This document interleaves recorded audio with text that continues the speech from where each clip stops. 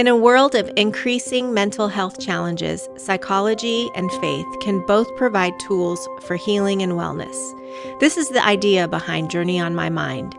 Each episode, our panel of pastors and therapists sit down together to share their experiences and insights on the modern world's mental health issues: depression, loneliness, aging, addiction, and so much more. Join us now as we explore what it means to thrive at the complex intersection of spirit and psychology. Sweet. All right. Are we recording? Hey, welcome to another Journey on My Mind. And it wouldn't be another glorious day had we not seen Lauren King arrive on the scene. Yep. And we are so happy to see her. Thank you. Lauren, what have you been up to over the last couple months? Well, getting very confused about our podcast schedule. That happens. Welcome to the club. You know, I know we move it around. I somehow got off the Slack channel. And Did you really? Yeah, I'm not on it anymore. And then I somehow I'll invite you back. got it on the wrong weeks on my schedule. I don't know. I'll invite you Will you back. invite me too? Because Slack is I'll giving get me you back heck on right too. now. Okay. Are you on it, Dave? Oh, Because yeah. you and I go back and forth. I know. quite a bit. It's like Kevin and I are in it's this like a little empty cavern. yes. It's Is just, anyone there? Hello. Edwin, oh, you're here. Edwin, it's me and Edwin and Dave, and we kind of go, I wonder what everybody else is doing. I pop in. Not on there. Not even. And then we just finished like house renovations, so we can eat at a table. Are you Nice. living at home again? It's good. Well, yeah, we never moved out. Oh, I thought you were staying with your sister for a hot minute. No, well, we did for like 5 days, but Yeah. we That's a hot have minute. a place to sit at. It's awesome. That's awesome. Life is Congratulations. good. Yeah, thank you. And you're very Yes. happy with it. Yeah, very happy with it. Never want to leave, but also never want to do that again. I know. Understood. Yeah. That's, yeah. We call that done. Yeah. Some people love that though, Yeah. right? Yeah. They love to like renovate fixing houses it. and flip them and move a year later and do it again. No. And I'm like, that's a different Dude. breed of cat. I Yeah, don't know. That is yeah. not how I'm wired. Yeah. My me mom either. was a restoration architect, so we wow. always Cool. lived in project. Like it was Yes. always a house, some house we were fixing. Or You just have to have a lot of, and I feel like I'm fairly patient and flexible, but like you Yeah. have to have a lot of tolerance. yeah. Well, I said I would never. Mess and You I would do- never but you buy an do. old house. Yeah. But my did. house was built in 42. Yeah. So I guess that didn't work out. No, it didn't work No, out. So yeah. Yeah, we had our bathroom renovated this year, Yeah. and it took 3 weeks longer than it was supposed to. I just was like, what? How hard is this? I mean, and then we had to touch up the paint, and it was one of those. What I did realize is it is very hard. There are like thousands of steps. There are. What do you have to do? I didn't even think that this was a thing. I get why it takes so long. But Yeah, they Yeah. demoed it in a day. yeah. I mean, they came in and ripped That's everything the out fun in a day. stuff. Yeah. And then I was like, Put okay. it back though. I'd rather somebody hit me in the head with a ball pen. I'm with Than you, to do dude. any of that. I'm not good. I would just, if I had the choice, go through a 5-week renovation or a 5-month renovation, however long it was. Yeah. Or someone hit me multiple times in the head. just with do that. Just hit me with the hand. Let's just get it over with. recover. Let's get it over It with. was 10 months. Wow. No. Whoa. It was 10 months. Oh Wow. Yeah. And you're married to an architect. Yes. Yes. But he can't build anything. He just drew it. Just drew and then it. we're helpless after that. Yeah. That's All right, Andrew. Shout out, Andrew. Way to Good go. work. Good work. Mercy. Mercy. Yeah. Andrew's always good, though, for a cold beer. Yes. I appreciate that Yes. about him. He will very not much. turn you down. He will not. He's always good for Yeah. a cold beer. Perfect. Unlike Dave. Dave's never good for a cold beer. I am not. Yeah, that's all right. That's all right.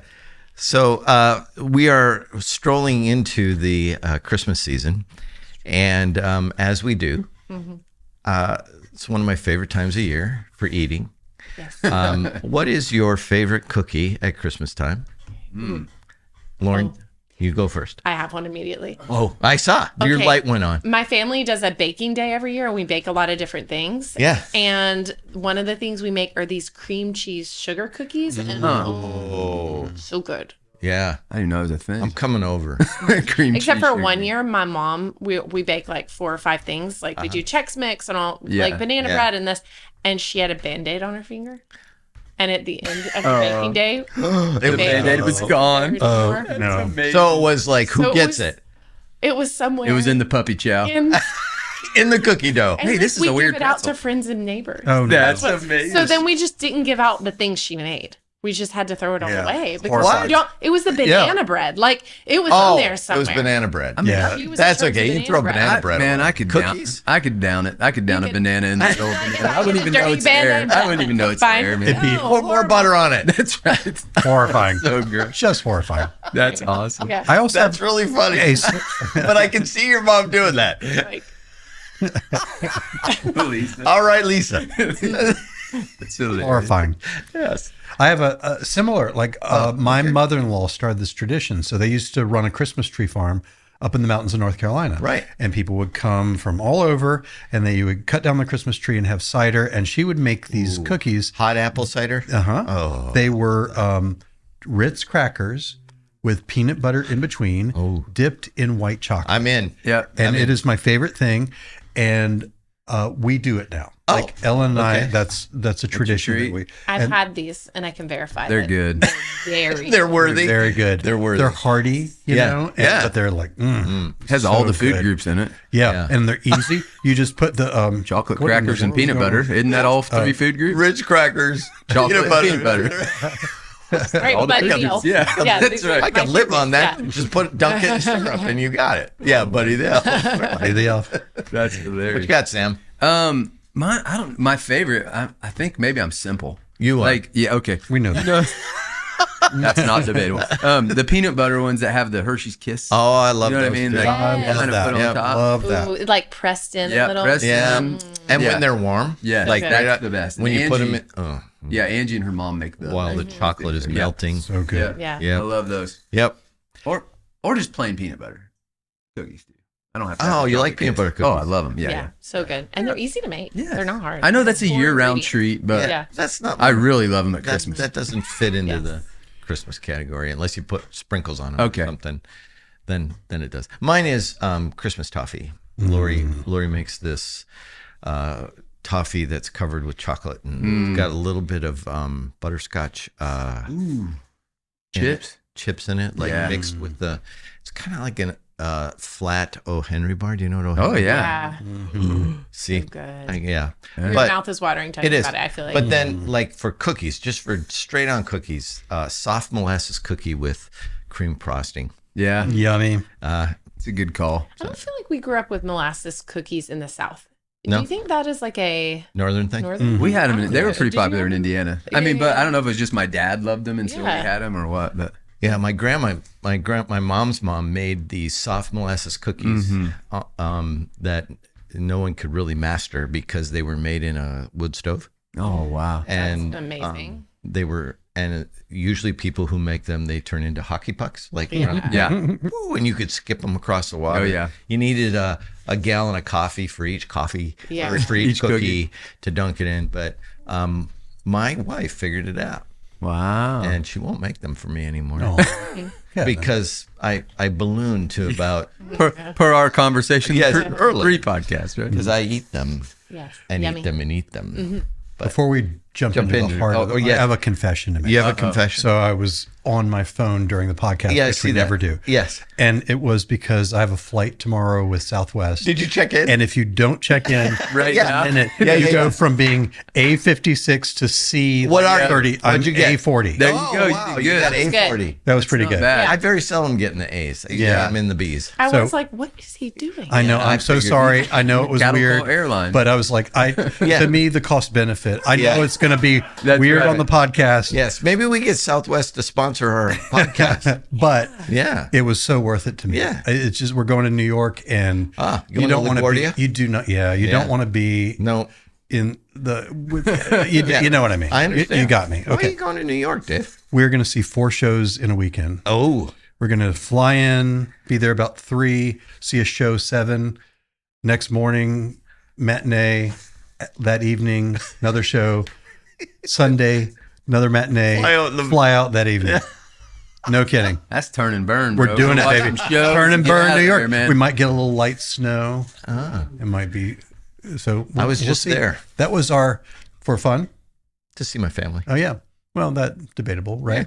It was fun though. Yeah, this is time. our Christmas gift to each other. Ellen and I gave each other this. That's as- You bought 2 shows and she bought 2 I shows? guess that's how it works. Okay. Yeah. Yeah. Anyway, I'm so sorry. I apologize. But here we are. I'm not Here we are. mad. I'm One just viewer? disappointed. For the one viewer. Yeah, both of them. Yeah, all 12. Yep. All right. But you understand, if you've ever flown Southwest, you know what I'm talking about. It won't be that way much longer.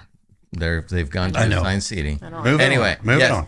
So, this podcast, we want to talk a little bit about eating. Thus, we started with cookies. I was going to start with Christmas movies, but we moved on from that because mine's Die Hard. But that's a different story. Had to get it out. Yeah, I had to get Couldn't it out. not say it. Yeah, had to. Most people don't think that's a Christmas movie. Moving on. That's a different story. So, Lauren, your specialty in the realm of psychology is Eating disorders. Yes. And OCD. uh, how did you come about to choose that as your specialty? Yeah.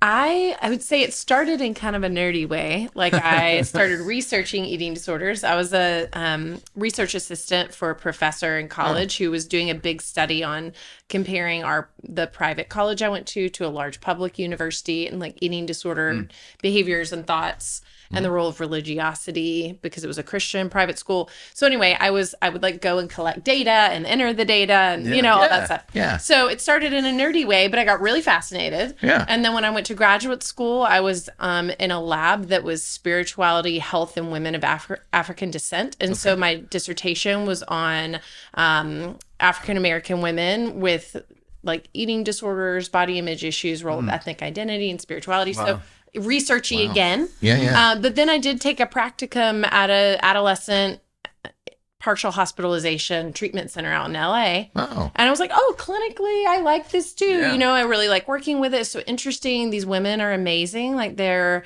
really deep and wonderful people, but they're struggling and I want to understand it. And so anyway, I just really fell in love with it and continued my training and work at Southeast Psych in Charlotte. Yeah. And so, that's how I got into it. Okay. OCD and eating disorders connected somehow?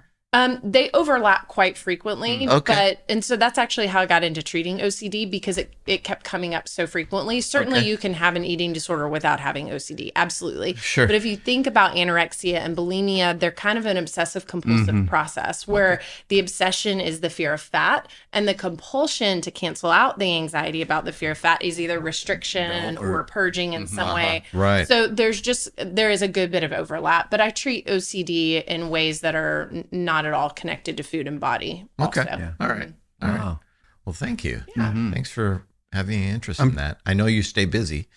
Yeah. It's unfortunately, even though there's so much education out there about it and everything, eating disorders really are on the rise. They were very high during COVID and all that we see with social media and everything, it just feels like a really hard battle to fight.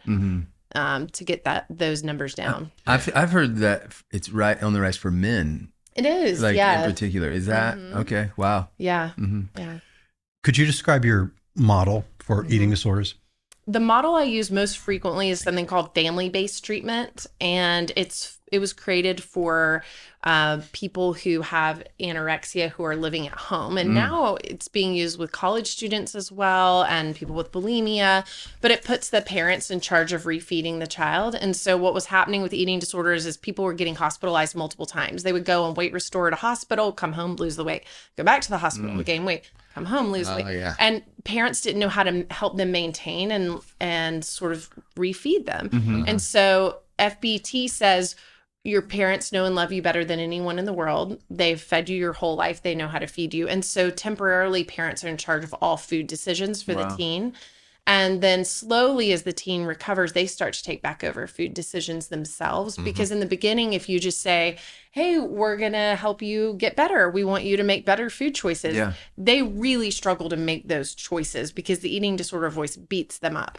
So before family-based treatment was introduced, we had cognitive behavioral therapy for eating disorders, which for other things is highly efficacious, but you only had about a 50% chance of getting better. Wow. I was like flipping a coin. And with family-based treatment, it's more like 75 to 90%. That's amazing. For 5 years Wow. follow-up. So it's highly effective because I've worked in a higher level of care and I've done FBT. I think family-based treatment is much more effective than Right. even the higher level of care. Sometimes we need hospitals, we need higher levels of care because sometimes it's required. But if you can keep a child out of a hospital experience and they're medically stable to do so, I think that's great. You've experienced kids going to hospitals. Sometimes it's very needed, but sometimes it's very traumatic. Try my best to avoid it. Really? Oh, I'll wow. go years without sending someone to the hospital if I can. Years. Yeah, as long as they're safe. Yeah, as long as the safety. I know you. Can I ask one question? I'm Please. just curious about that. You mentioned Go. about like for college like students and stuff. How does that work if they're They would have to come home. Okay, so Yeah. I got you. Okay, got it. Mhm. So They would it's have all to be on like it's a all- medical leave. Okay, so it's all based out of the home then. Yes. Okay. Can someone be the parent proxy besides Yeah, the that's parent? that was what They're I was not curious supposed about. to be. Okay. Really, just the parent or the caregiver, if it's a grandparent or whatever, should be So if you don't monitoring meals. What if you don't have a healthy and parent? making meals?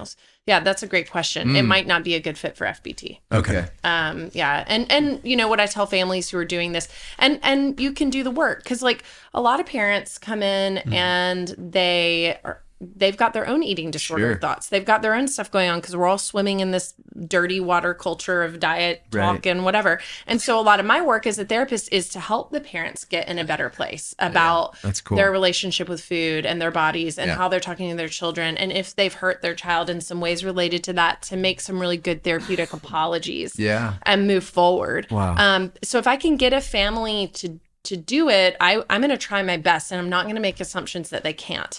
Yeah. Now, if it's an abusive, situation, then no, it's not appropriate. It's contraindicated. Right. And so then we would use some other therapeutic modalities if that were the case. Which then would have a lower chance of working, Yeah, more than likely. Wow. But still, maybe better than nothing. that's right. Uh-huh. So you mentioned something intriguing to me.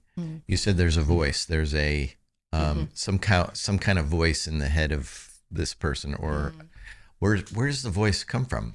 How does that? Is it? Yeah. Yeah, it's very much like if you can imagine the critical voice you have in your own mind, Yeah. right? Right. But just incredibly hyper focused on food and body. Okay. There was a study like after World War II of men who did not go to war but volunteered for a semi-starvation study. It's called the Minnesota Starvation Study. And all these men lived on a college campus. They could audit classes. Half of them got the amount of calories they needed in a day. Half of them got like half the calories they needed in a day. And I might butcher this because I don't have the data in front of me. But the men who were semi-starved at the end of it, depressed, anxious, one man almost cut off his hand. Wow. They were comparing the size of their thighs and comparing diet tips and obsessed about their bodies. And then when they tried to refeed them, because that's what they were really trying to understand is like, how do we refeed POWs? Oh, That's interesting. Yeah. I suppose They you need to know that. were incredibly emotional. They would cry at meals. They would say, I know I can eat, but I just feel immense guilt. So we know that semi-starvation does something to us where it makes us obsessed with food and yet terrified of it and incredibly guilty upon eating. And so there's just this and that's like what happens with a lot of women is they're always restricting, they're always semi-starving, and so they're very obsessed with what they're doing and how they're dieting and how their bodies look. So that voice, it's not like a psychotic, it's not a hallucination, it's not a voice outside of themselves, but it is really helpful in treatment to externalize the eating disorder from their own voice, to be like, that's not you. That doesn't align with your values and who you are and who you've always been. This is a separate voice. We're going to call it the eating disorder. And it's like a bully. It's like an abusive boyfriend who says to you, no one's going to love you unless you're skinny. No one's going to. And so we want to really talk back to that. It's very helpful. And it's helpful for parents to go, hey, when my 12-year-old throws a cupcake in my face and cusses at me, that's not her. That's the eating disorder. And actually, I want it to be mad because I'm trying to get rid of it, right? That helps parents stay calm. That's good. And not get escalated. Yeah. Because being calm during family-based treatment is incredibly important. Right. That's amazing. And from a spiritual standpoint, that sounds like a spiritual stronghold too. Because we hear things in our minds that we automatically do because we hear a stronghold is a natural response to whatever. Yeah. Without discerning why I'm doing it. And I think there's a similar idea. It's more complex. Yeah. But there's also, I think, a spiritual component to it. Yeah. I'll say oftentimes, like, your thoughts are lying to you. Yes. Your feelings are lying to you. Right. It's not. Yeah. One thing I'm curious about for you, in our field, there are a couple of areas, diagnoses, that we know are highly lethal. Like I've always remembered this. Very early in my career, I was in a treatment team meeting, and we were talking about someone that had, I think it was bipolar disorder, and they said, this is potentially a fatal condition. And I was like, oh, wow. I didn't think about it like almost like in the medical sense. Right. And of course, that's not true for all people who have, but bipolar, schizophrenia, the rates of it going very badly is high. It's risky. Eating disorder is one of the highest risks. Really? So how do you manage that personally with like you're not in a hospital setting, you don't have the background, you don't have the backup of a higher level of care. How do you manage that personally with working with people that are in a risky spot? Yeah, it does have the highest mortality rate of any mental illness other than like opioid addiction. So, that could be heart attack. I believe that. Suicide. Yeah. So Dave knows me well and knows that I'm not a big risk taker. I don't we learned that earlier. Love risks. Yeah. Yeah. But I actually don't struggle with this very much because I usually have a parent team on board, and what the American Medical Association says is that eating disorders should be treated in a team. So even though I'm not in a hospital on a team, I am working with a team. There's always a medical doctor involved, a registered dietitian, and myself. Okay. So there's a Plus team the of parents. 3 of us. Plus I've got, and sometimes I'm working with adults or young adults and I don't have the benefit of family support. It's just them, but I've got the team, but when you've got parents and you've got a team, it just feels like there's a lot of eyes on this person caring for them. That's cool. Yeah. Makes sense. So we're about to we're heading out of Thanksgiving season into Christmas season.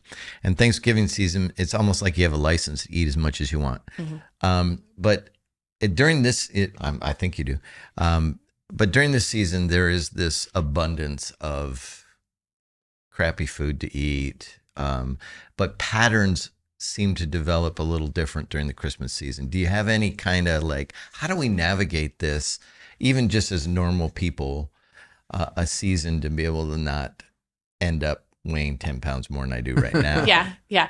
Well, I would say one thing is we get worried about it. We're like, there's going to be a lot of sweets around and a lot of, and so then we almost mentally restrict, like, I need to be good. I need to make sure I'm, and then we actually are more compulsive in our eating because we've mentally restricted ourselves. So I would say eat what you love. Don't dichotomize foods as good or bad, crappy or junk. Like don't call it that. Just think all food is fine. Some foods got more nutritional value than others, but I'm going to lean into the festivity of the season, and I'm going to still have Christmas meals are still meals. They're just meals. They still have the components you need. They have, at Thanksgiving, for example, it's not this especially horrible meal. It's you have grains, you have vegetables, you have proteins, you have fat, you have dairy. It is just a meal, and we don't need to feel scared of it or feel bad. And I would try to avoid, I think if we give that diet culture stuff a voice in our home, it is kind of powerful if we start doing the my stretchy pants and this is so heavy, I gained 10 pounds. It's first of all, you don't know who's around you and what their experience is. Sure. But it also makes you feel kind of worse. I just would be I'm going to eat just like I always do. We tend to do this thing in the holidays too, where it's we're having a meal at 3, so then I'm not going to eat all day. And really all that does leading up to the meal is make you more hungry. It makes us overly hungry, and then we eat more and we feel really sick, and still eat breakfast, still eat lunch. Humans should eat every 3 to 4 hours. I mean, my biggest encouragement would be really still eat a wide variety of foods and enjoy those treats. Eat them mindfully, pay attention to them, savor them.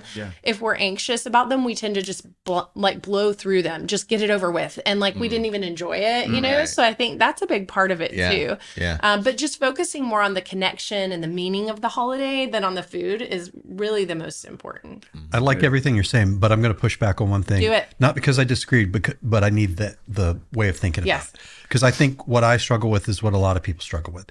So everything you say, I get it. The issue for me, and I think for a lot of people, is there's just more things, and you want to.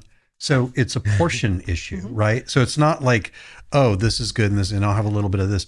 For me, if my plate has this much on it, very small, I'll eat it and be fine. And if it is overflowing, I'll eat it all. Yeah. Like I don't do well with thinking about that. And so the difference for me in the holidays is, in a typical meal, like tonight, it'll be, there's a dish and maybe a vegetable and a thing, and I'll eat it and be fine. But in the holidays, it's like this whole table's full of stuff and I want all of it. Yeah.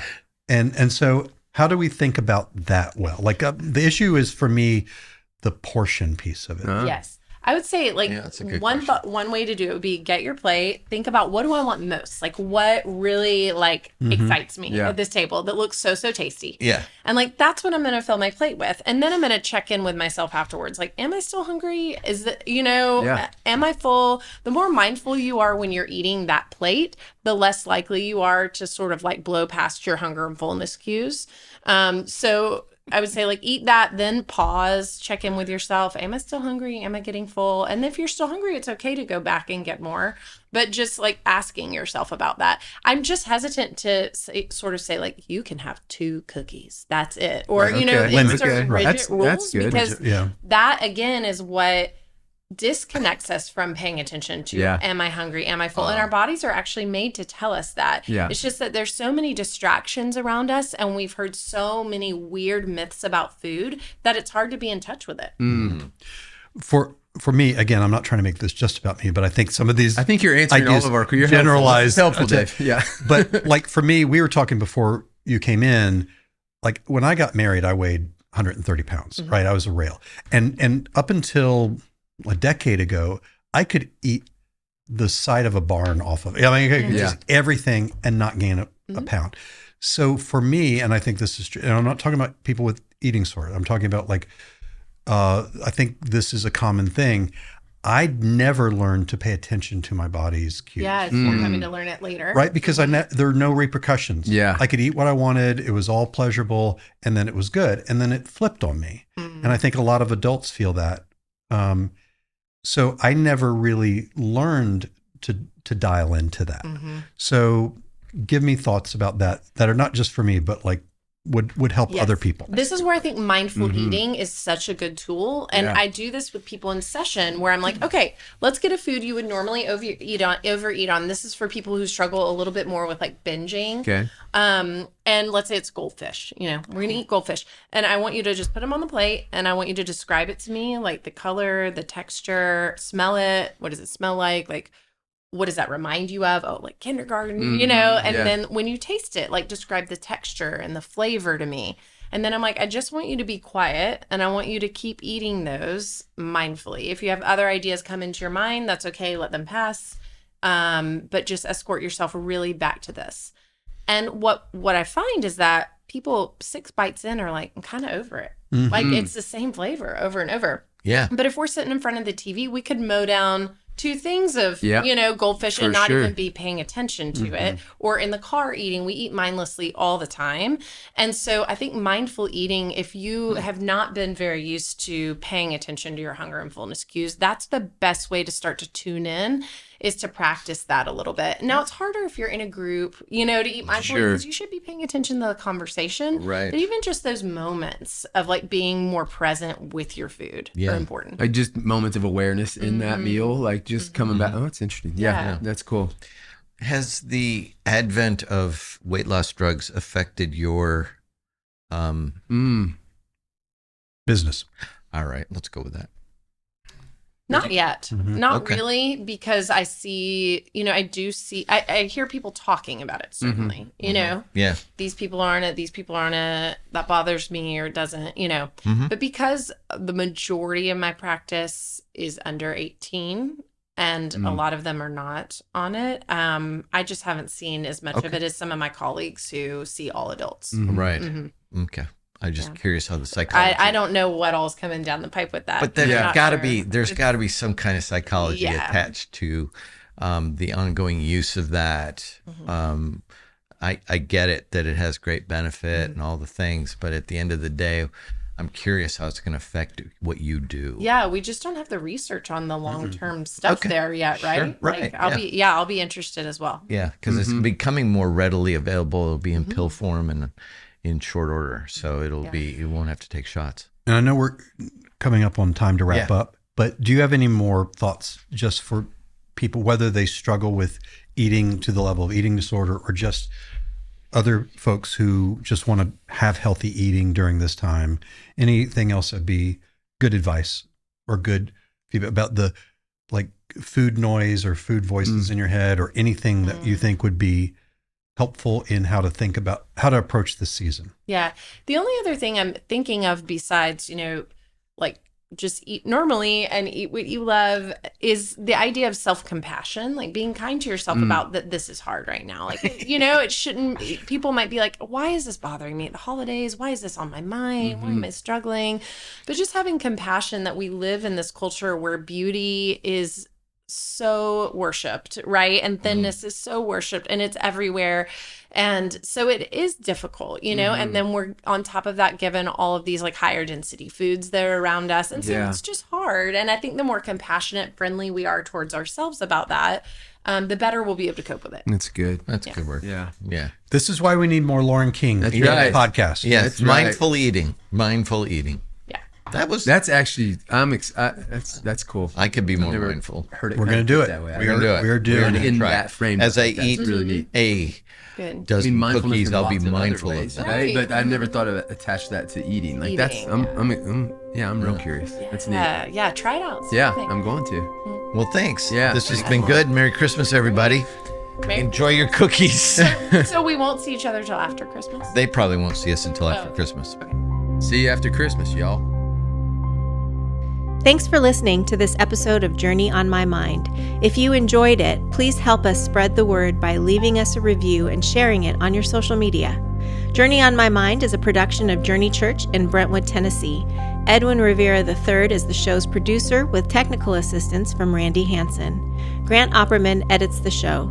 If you have a suggestion for a future topic or a question, you can text us at 615-861-9503. And if you would like to talk to someone about spiritual or mental health issues, you can email our care pastor, Sam Barnhart, at sam@journeytn.com.